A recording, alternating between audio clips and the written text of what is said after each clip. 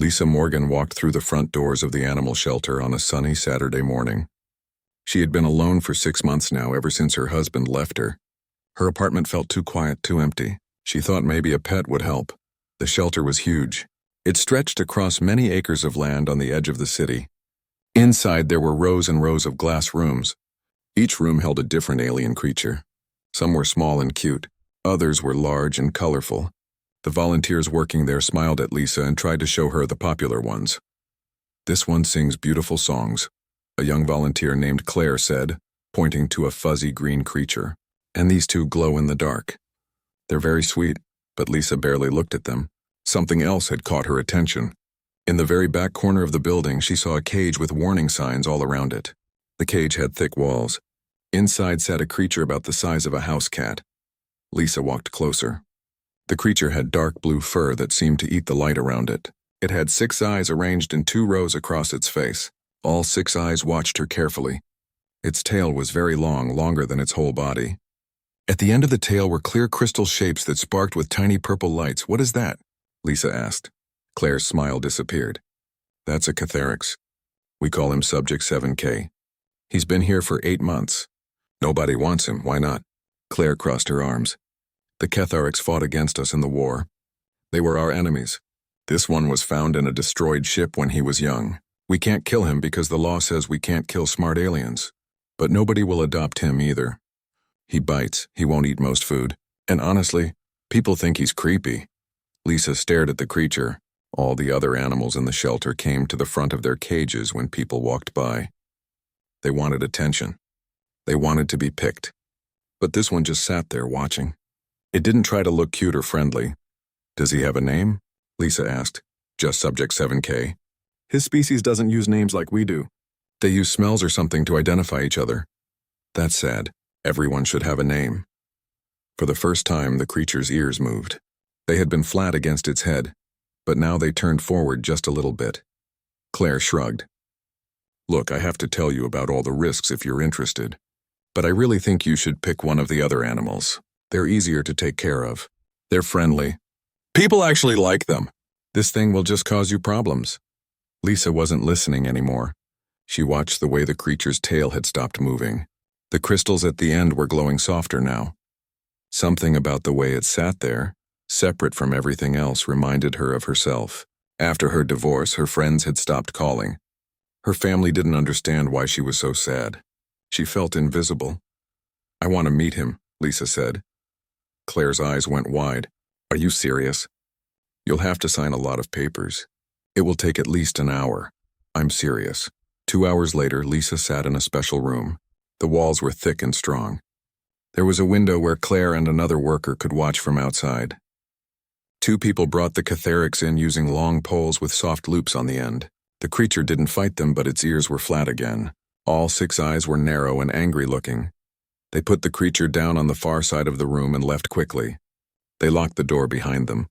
Lisa and the Catharix looked at each other. The room was very quiet. "Hi," Lisa finally said. She felt silly talking to an animal. "I'm Lisa. I know you probably can't understand me, but I wanted to meet you." The creature blinked its middle 2 eyes while the other 4 stayed open. "Everyone says you're dangerous. They say nobody wants you. I guess I know how that feels. When my husband left me, he told everyone I was difficult. He said I was too much work. Funny how one person can make everyone else believe something about you." The creature's ears lifted up a tiny bit. Lisa kept talking. She didn't know why. She told the creature about her empty apartment. She told him about her boring job working with numbers on computers. She told him how her friends had slowly stopped inviting her to things after her divorce. She told him about feeling alone in a city full of millions of people. By the end of their time together, the creature had moved closer. Not close enough to touch, but it wasn't pressed against the far wall anymore. Its tail moved slowly back and forth. The crystals pulsed with a soft, steady rhythm. "Can I come back tomorrow?" Lisa asked Claire as she filled out more papers. Claire looked at her like she was crazy. "It's your choice. But yes, you can visit every day if you want. The rules say you have to spend time with a Catharix for 1 month before we let you take it home. We have to make sure it won't hurt you." Lisa smiled. "Then I'll be back tomorrow."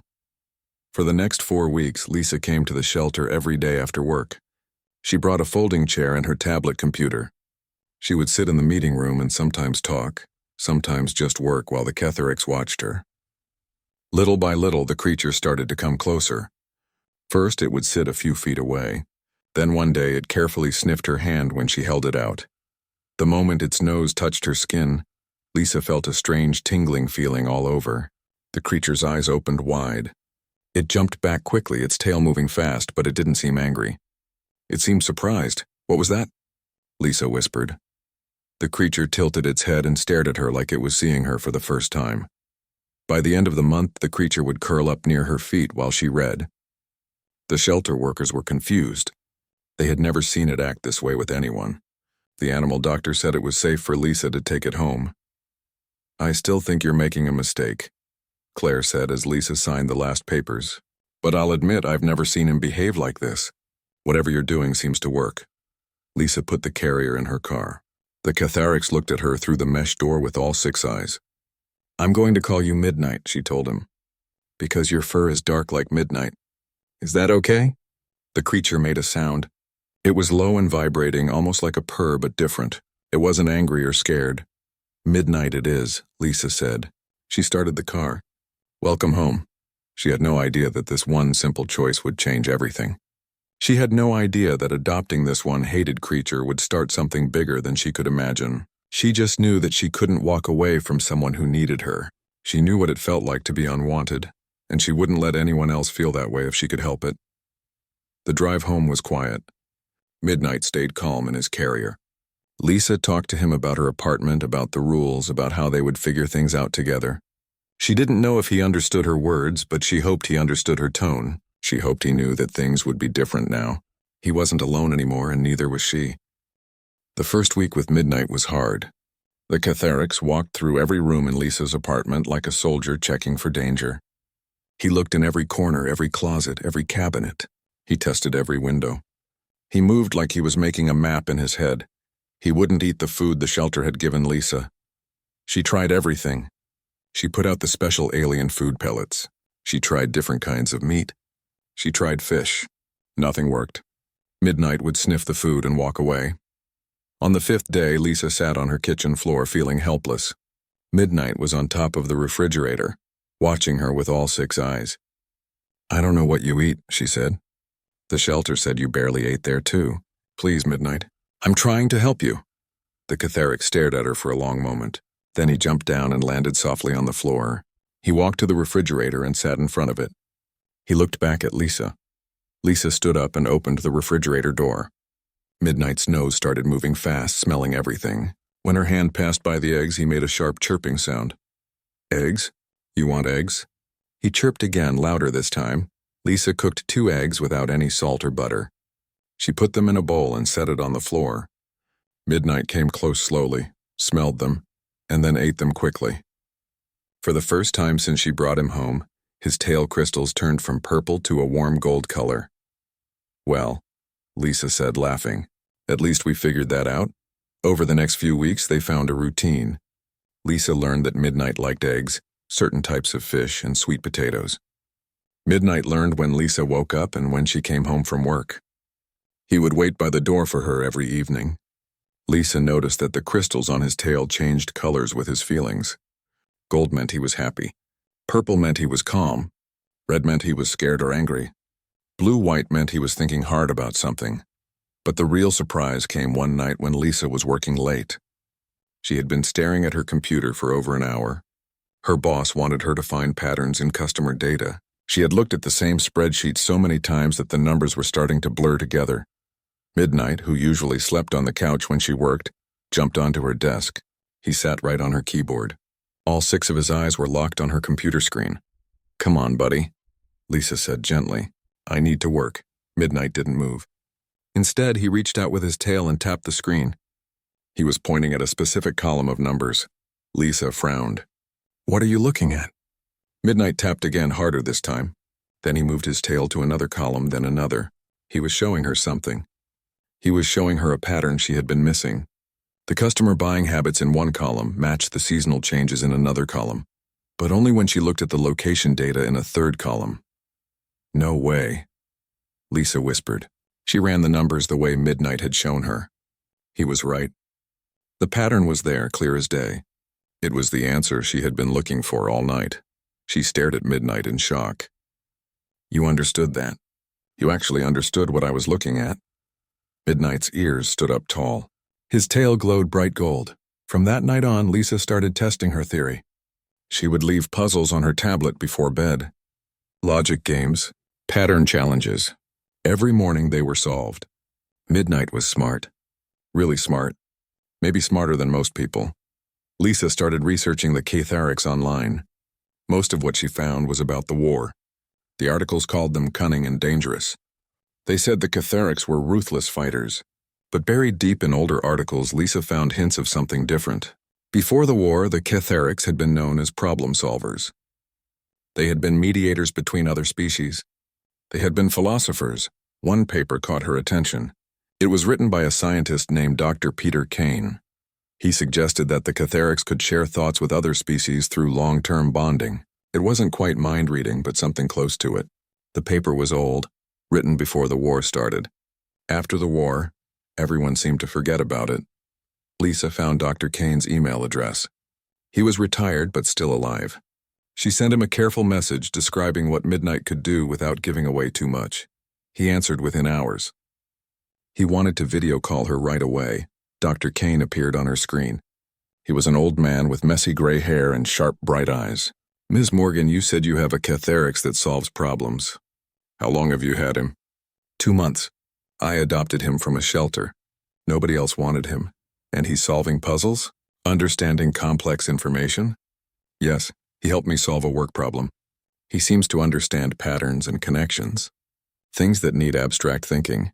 Dr. Kane leaned closer to the camera. His face was intense. Ms. Morgan, what I'm about to tell you was kept secret during the war. Most people still don't know about it. The Catharics aren't just smart. They can form special connections with other species. When they bond with someone, they can share ideas in ways we don't fully understand. It's not telepathy exactly, but something similar. Lisa felt a chill run through her body. A bond? What kind of bond? The Catharics form partnerships. In their natural groups, they bond with many individuals. They create networks of shared understanding. With you, if Midnight has chosen you, he's not just a pet.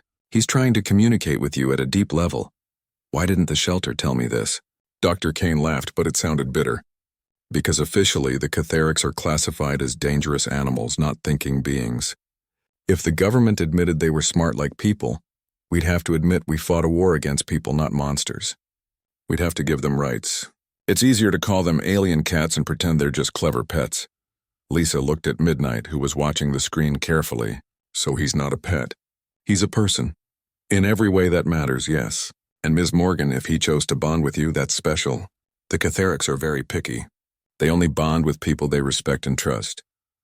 After the call ended, Lisa sat quietly. Midnight jumped into her lap. He almost never did that. He looked up at her with all 6 eyes. She felt that tingling feeling again, stronger now. For just a moment, she felt something that wasn't her own feeling. She felt curiosity, hope, and a deep loneliness that matched her own. You understand me, don't you? She whispered. This whole time you've understood everything. Midnight made his purring sound. It filled the quiet apartment. His tail glowed the brightest gold she had ever seen. Lisa held him close and thought about what this meant. Midnight wasn't an animal. He was someone who had chosen her, who trusted her, who wanted to connect with her. The weight of that hit her hard. She had saved him from the shelter, but maybe he was saving her too. We're going to figure this out together, she told him. Whatever happens, we're in this together. Through their growing bond, she felt his agreement. She felt his determination. And for the first time in a long time, Lisa didn't feel alone. Everything changed on a Tuesday morning, 3 months after Lisa adopted Midnight. She woke up to find him sitting on her nightstand. All 6 eyes were focused on her face. His tail crystals were glowing bright blue-white, the color that meant he was thinking very hard about something. Morning, buddy, she said sleepily. She reached out to pet him. Midnight dodged her hand. He jumped to the floor and ran to her office. He looked back at her, chirped loudly, and disappeared through the door. Lisa followed him, still wearing her pajamas. Midnight was on her desk with his tail touching her keyboard. Her computer was turned on. She had shut it down the night before, but now it was running. The screen showed a blank document with one line of strange symbols. They were geometric shapes that seemed to shimmer and move slightly. "Midnight, did you turn this on?" Lisa asked, even though she already knew the answer. The Catharix chirped again and touched one symbol with his paw. The symbol pulsed. Suddenly, Lisa felt that tingling feeling spreading from her head through her whole body. Images flooded her mind. She saw a huge ship floating in space. Thousands of Catharix moved through the hallways. She felt their sense of purpose and unity. Then she saw violence, fire, screaming, destruction. She felt Midnight's memory of being small and terrified, hiding in a vent while the ship broke apart around him. Lisa gasped and stumbled backward. The connection broke. She found herself breathing hard with tears running down her face. Midnight made a soft, worried sound. "That was you," Lisa whispered. "That was what happened to you." She looked back at the screen, at the symbols. "And this is your language. Your written language." Midnight chirped to say yes. Lisa spent the whole day working on it. She took pictures of the symbols and searched online. She found small pieces in old research papers from before the war. With Midnight's help, pointing with his tail, she started to understand what the symbols meant. The message was simple but powerful. It said, "Not alone anymore." "Thank you," Lisa cried and held Midnight close. She felt his purring against her chest. "You're welcome. You're not alone. I promise," but there was more to the message. It took her several days to translate the rest. The second part said, "Others need help. Others still trapped." "There are more of you?" Lisa asked. "More Catharix here on Earth?" Midnight's tail flashed red, then changed to fast pulses of blue-white. Through their connection, Lisa felt his fear and urgency. Yes, there were others, and they were in danger. Lisa called Dr. Kane again. This time she sent him photos of the symbols. He called her back within minutes. His voice was shaking. "Ms. Morgan, where did you get these? These aren't just language. These are coordinates and facility codes. Midnight showed them to me. He says there are other Catharix who need help." "What facilities?" Dr. Kane was quiet for a long time. After the war, many young Catharix were captured. Officially, they went to refugee centers. They were either adopted or housed safely. Unofficially, there were rumors of research facilities, places where they study the Catharix. They try to understand their bonding abilities and their intelligence. If Midnight has facility codes, he must have accessed someone's computer or network. That's illegal, isn't it? Experimenting on intelligent beings. It's illegal if they're classified as intelligent. But officially, they're not. Lisa felt anger building in her chest. Then we need to change that. We need to prove they're intelligent and get those others out. "Ms. Morgan, Lisa, you don't understand what you'd be fighting against. The military has billions of dollars invested in this research.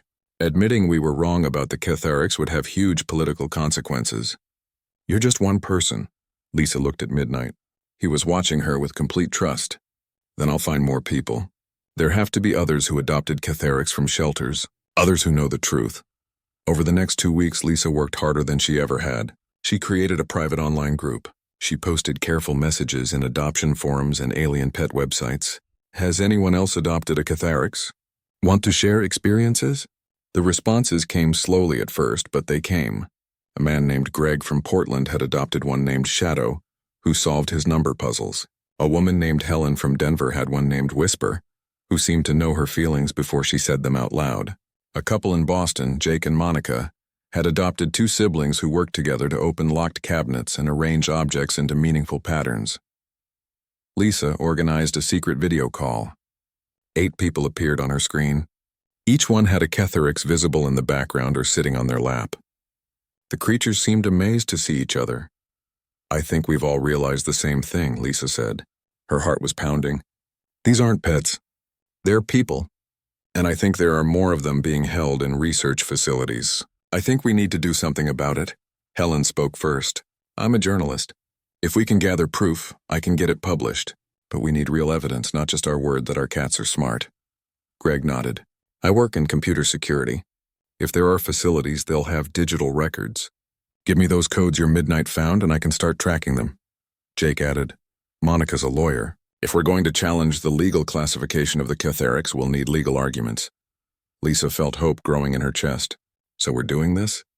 We're actually going to try?" Everyone agreed. They were in. Midnight jumped onto Lisa's keyboard and touched the screen with his tail. The other Catharix in the video call suddenly became alert. Their tails all glowed the same blue-white. Lisa felt that tingling feeling again, stronger than ever. Suddenly she knew, understood with perfect clarity, that all 9 Ketherics in the call were connected. They were talking to each other across the digital space. When the feeling faded, Midnight looked up at Lisa with all 6 eyes. She felt his gratitude, his hope, and his determination. "Okay," Lisa said to the group. "Let's save your people." What had started as one lonely woman adopting an unwanted alien from a shelter was becoming something much bigger. They were 8 ordinary people with 9 extraordinary companions. They had no money, no political power, no military strength, but they had the truth and they had each other. Over the next few weeks, the group worked together every night. Greg traced the facility codes and found 3 locations operating under military contracts. Helen contacted former employees who had left those facilities feeling guilty about what they had seen. Jake and Monica researched legal precedents for recognizing non-human intelligence, and the Ketherics helped in ways none of them expected. They could access computer systems directly. They could pull information from secure databases. They could communicate with each other instantly across any distance. They weren't just smart. They were connected in ways humans couldn't fully understand. Lisa watched it all come together and felt both excited and terrified. They were about to challenge the most powerful institutions in the world. They were about to tell everyone that the war had been built on lies. They were about to demand rights for beings that most people still thought of as animals. But every time doubt crept in, she looked at Midnight. She felt his unwavering trust in her. She remembered that day at the shelter when everyone else had walked past him, and she had stopped. She remembered making a choice to care about someone everyone else had given up on. "We're going to change the world," she told him one night. Through their bond, she felt his response. They already had. What started as 8 people and their Ketherics companions grew quickly. Within weeks, they had 36 people across North America, each bonded with the Ketherics. Greg's computer skills helped them find 3 research facilities operating under military contracts, all holding Ketherics prisoners. Helen's journalist friends helped them gather stories from former workers who had left those facilities, with guilty consciences. But the real breakthrough came from Midnight and the other bonded Ketherics themselves. Lisa discovered it by accident one evening while working on a presentation for their growing group. Midnight had been sitting nearby watching her work as usual. Suddenly, all of her screens started showing information she hadn't opened. Documents appeared on their own. Research reports, building layouts, communication logs, all in normal English but clearly taken from secure databases. "Midnight, are you doing this?" Lisa asked in shock. The Ketherics had his tail pressed against her computer's connection port. The crystals were glowing intensely. Through their bond, Lisa felt his focused concentration. He wasn't just touching her computer. He was connecting with it directly, using an ability the researchers had never fully understood. You can access computer systems. You can take information directly. Through their bond, she felt his confirmation. Lisa immediately called an emergency meeting of the group. By now, they had grown large enough that they needed video calls to include everyone. When she showed them what Midnight could do, with his permission, everyone understood what it meant. "They've been writing about this ability," Monica said, reading one of the stolen research reports, but they didn't understand it. They thought it was just technology interaction. They never realized the Ketherics could actually understand and use the information they accessed. Helen was reading through witness statements. Her face kept getting paler. These reports describe experiments. They were trying to turn the bonding ability into a weapon. They tried to force Ketherics to bond with soldiers to create better combat units. Most of the subjects died from the stress. The room went silent. Lisa looked at Midnight with horror. That's why they were with the Vex Coalition. They weren't attackers. They were running away. Greg pulled up old war documents that the Ketherics had accessed from military files. "Look at this. 3 years before the war officially started, there were first contact reports. Human explorers found a Ketherics colony world. The first reports describe peaceful contact. But then there's a gap. The next reports say the Ketherics attacked without reason. But that's not what happened, is it?" Jake said quietly. More documents appeared on screen. These came from sealed files that should have been impossible to access. They told a different story. Human companies wanted the Ketherics world for its valuable minerals. When the Catharics refused to leave, certain military contractors created a fake incident to justify war. The Catharics ran away and joined the Vex coalition not as fighters but as refugees looking for protection. "We've been lied to about everything," Helen whispered. "The entire war was based on manufactured reasons." Lisa felt sick. She looked around the room at the other Catharics. These weren't alien animals. They were survivors of mass killing. They were orphans of a war that should never have happened. Through her bond with Midnight, she felt his confirmation and also his forgiveness. He and the others didn't hate humanity. They just wanted the truth known and their imprisoned people freed. "We have everything we need," Monica said. Her lawyer mind was clearly working through the details. "This is enough to challenge the classification. This is enough to bring charges against the research facilities. This is enough to rewrite the whole story of the war." Helen nodded slowly. "And I know exactly who to give this story to. But once we release this, there's no going back. We'll be making powerful enemies." Lisa looked at each person in the room, then at Midnight and the other Catharics. "We didn't start this fight, but we can finish it." For them. Everyone voted yes. Helen spent the next week working with 3 major news networks, including an independent investigation organization that had exposed government corruption before. Monica filed legal challenges with both national and international courts.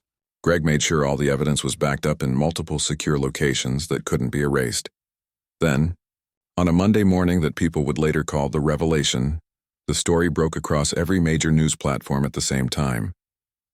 Headlines screamed the truth. Alien pets revealed as intelligent beings. War based on false reasons. Government research facilities exposed for illegal experiments.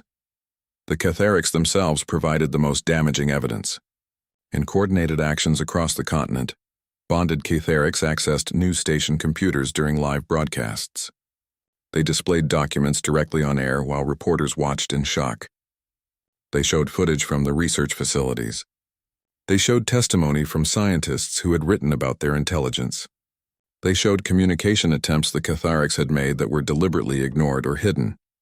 The public reaction was immediate and explosive. Social media erupted with anger. Protests formed outside the identified research facilities within hours. Politicians rushed to distance themselves from the programs. Within 2 days, the Secretary of Defense had resigned. Emergency hearings were scheduled in Congress. Lisa watched it all happen from her apartment with Midnight curled in her lap. She felt overwhelmed by how big this had become, but she also felt proud. Through their bond, she felt Midnight's complex emotions. Grief for what his people had lost. Hope for what might come. Deep gratitude for the humans who had chosen to stand with them. "You did this," Lisa told him softly. "You saved your people." Midnight's purring filled the room. His tail glowed brilliant gold, but their work wasn't finished yet. The evidence was public now. The truth was out. But they still had to win in court. They still had to free the imprisoned Catharics. And they had to convince the world that these beings deserved rights, respect, and justice. The government fought back hard. They sent lawyers. They sent experts who insisted the Catharics were just well-trained animals. They claimed the research was necessary for security. They said recognizing the Catharics as intelligent would open up legal problems they couldn't handle. But they couldn't fight the evidence. They couldn't explain away the documents, the footage, the testimonies. And they especially couldn't explain away the live demonstrations that happened almost daily now. Catharics across the country were showing their abilities on camera. They solved complex problems.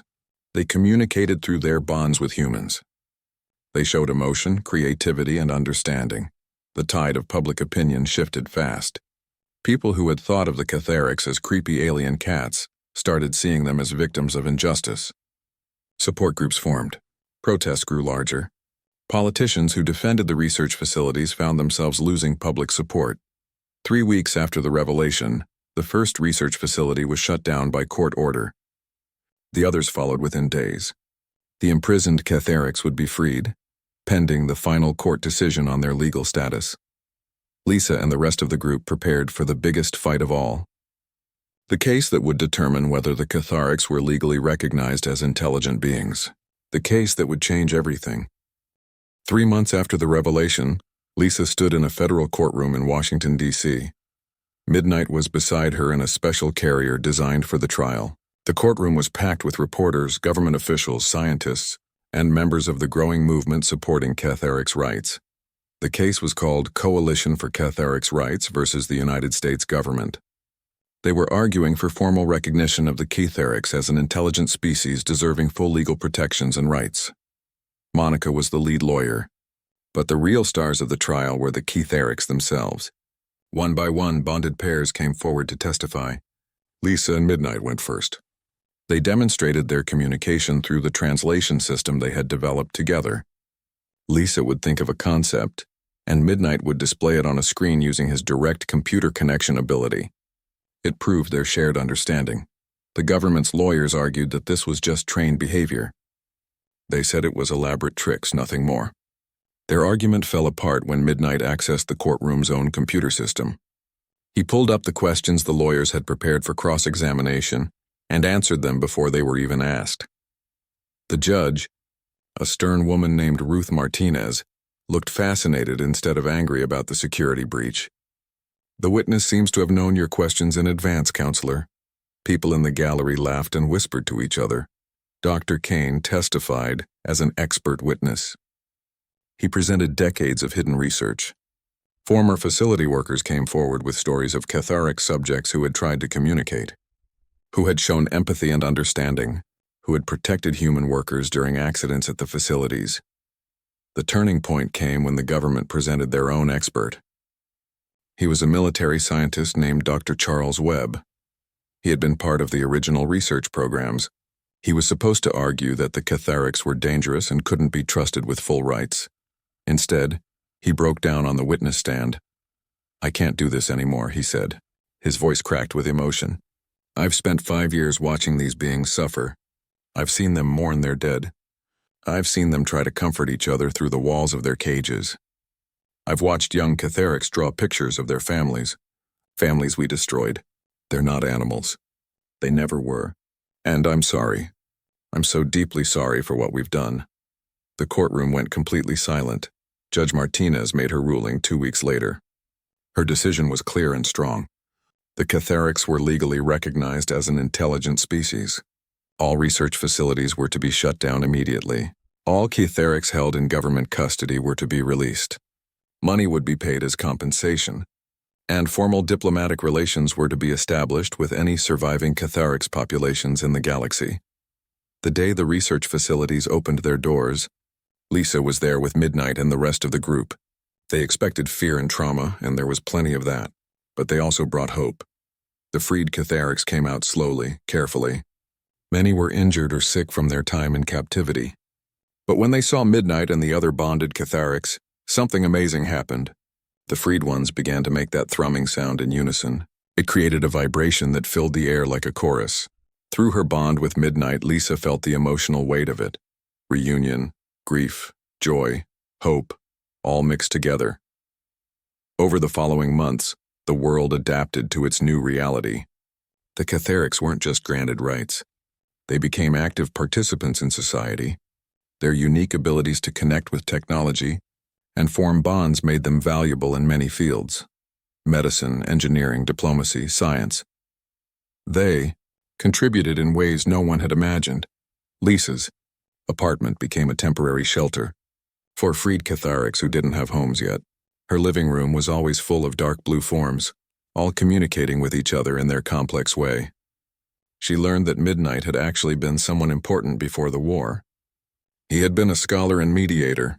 He had been on that ship trying to negotiate peace when it was destroyed. "You could have told me," Lisa said one evening. She was watching Midnight work with 3 younger Catharics to solve a complex math problem. Through their bond, she felt his response. It hadn't mattered who he was before. What mattered was who chose to see him as someone worth saving. The group expanded their mission. They worked to find Catharics populations beyond Earth and make contact with the surviving colonies. They discovered that the species was far from dead. Scattered across several worlds, about 500,000 Catharics had survived the war and everything after it. First contact with the homeworld colony was tense. The Catharics there had every reason to hate humanity. But when they learned what had happened on Earth, when they saw footage of humans and Catharics bonded together, working side by side, Their eldest leader made a statement that would be remembered forever. "You have shown us that not all humans are defined by the worst among you. You have proven that change is possible, that justice can win, that bonds can form across any divide. We accept your offer of peace and partnership." 2 years after Lisa adopted Midnight, she stood in the newly opened Catharix Cultural Center in New York City. She watched as the first mixed-species school welcomed both human and Catharix children. Midnight was beside her, now recognized not just as her companion but as an official cultural representative. Helen had won a major journalism award for her coverage of the story. Monica had been appointed to the International Rights Commission for Intelligent Species. Greg had founded a technology company with several Catharix partners. They were developing new systems based on the unique abilities of both species. All of them stayed in close contact, bound together by the experience that had changed their lives. Lisa often thought about that day in the shelter. She had looked at the most hated alien in the building and seen something others had missed. She hadn't known she was starting a revolution. She had just known she couldn't walk away from someone who needed her. "Do you think we made a difference?" she asked Midnight one quiet evening. They were sitting on her balcony watching the city lights. Through their bond, she felt his response. They hadn't just made a difference. They had changed the course of history. But more importantly, they had proved that compassion and understanding could overcome even the deepest hate and the biggest lies. They had proved that the willingness to see someone else's perspective, to really see them, could change everything. Midnight's tail glowed golden in the darkness. Lisa felt complete in a way she never had before. She had been looking for something to fill the emptiness in her life when she walked into that shelter. She had found so much more. Purpose. Family. Proof that sometimes the most important thing you can do is simply choose to care. In the city below, millions of humans and thousands of Catharix lived and worked together. They were building a future that neither species could have imagined just a few years before. And it had all started because one lonely woman refused to believe that anyone deserved to be hated just for existing. The world had changed. Laws had changed. Everything had changed. But the most important change had happened in a quiet moment in a shelter, when Lisa had looked at a creature everyone else rejected and said, "I want to meet him." That one choice had rippled outward in ways she never could have predicted. It proved that you don't need to be powerful or rich or important to change the world. You just need to care. You just need to see someone else's worth when everyone else has given up on them. You just need to choose kindness over fear. "You're welcome, buddy," Lisa whispered, scratching behind Midnight's ears the way he liked. "You're welcome." The thrumming purr that followed was answer enough. It was the sound of contentment, of gratitude, of home. It was the sound of two souls who had found each other when they both needed it most. It was the sound of hope.